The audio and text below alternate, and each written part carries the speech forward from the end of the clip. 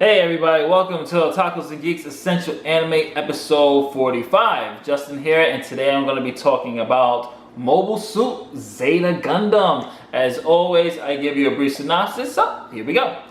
In the original Mobile Suit Gundam changed the face of anime with its realistic depiction of a future war raged with giant robots. But with Zeta Gundam, the sequel series from the director Yoshiyuki Tomino, the Gundam world took on a darker and more adult dimension, laying the foundations for a science fiction saga that has continued for more than 2 decades.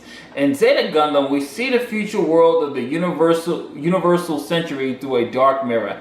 Having defeated the Zeon menace, screw the Zeon by the way, hate the Zeon, the Earth Federation has itself become cruel and oppressive. Yeah, that kind of happened. No one's perfect. A new generation of Gundam mobile suits is created not to fight for peace, but to punish the enemies of the state, and yesterday's villains must become today's heroes in order to balance the scales of justice. And when a young civilian named Kamille is caught up in the rebellion, he little suspects the price he will pay in the fight for freedom. 25 episodes, 5 discs, complete collection, definitely get it. Here's the thing about Gundam, and the reason why I say screw the Zeon, because I watched the first Gundam series, it's like, oh my god, the Zeon's horrible. Then you watch this, and you're like, oh, the Earth Federation is no better. One thing I like about the Gundam universe in the Gundam franchise is that Gundam has always shown you 2 sides of the coin. You get to see the Zeon's perspective, and you get to see the Earth Federation's perspective, and you choose your sides accordingly. And most of the time, the Earth Federation are usually the good guys and Zeon the bad guys. But in Zeta Gundam, like the synopsis says, it's hard. It really is hard to go with the Earth Federation on this one, because what you see how oppressive they really are.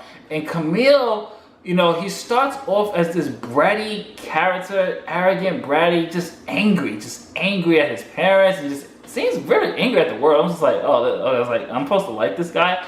But as the series goes on, man, the layers pull down. You see how he really is, and you're just rooting for this kid.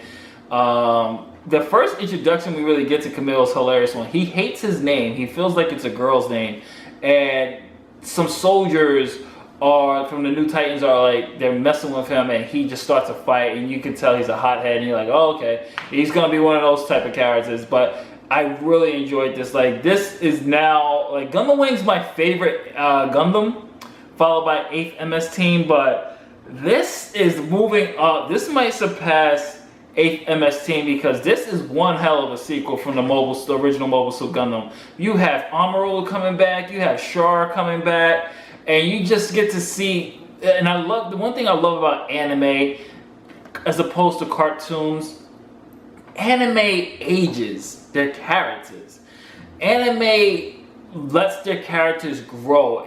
Even the most fantasy out there animes, their characters age. Those characters grow within seasons, so they do get older. So it's more easier to connect with the characters because they're growing up. You're watching them grow up through the series. And this one also, just to see the progression of Amuro and Char, and how Char's still fighting, and then Amuro's just kind of, when we see him, we meet him, he's kind of like this broken hero. Like, he doesn't want anything to do. He's like kind of afraid to go back up there until he sees that Char is back, and he's just like, and then he sees Kamille's potential as a new type, which is something introduced, which is pretty cool.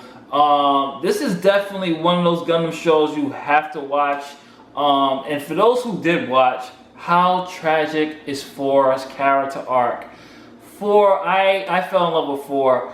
4 is my favorite character in this. I fell in love with that character. I wanted so much for her, and just her backstory. I'm not gonna spoil it, but her backstory is so tragic. Team 4, you guys, Team 4, love 4. It just really strings at the heartstrings with that. I love 4. Of course, and some people might say this is kind of a retelling of the original, because it's beat for beat. The way, same, like Kamille and Amuro are not really different. They're basically the same side of the same coin. kind of introduced the same way. Parents' fate kind of similar. They both have this girl that they grew up with or they're close to that constantly will constantly nag them in the beginning, and then they start to develop a closer friendship or even a relationship.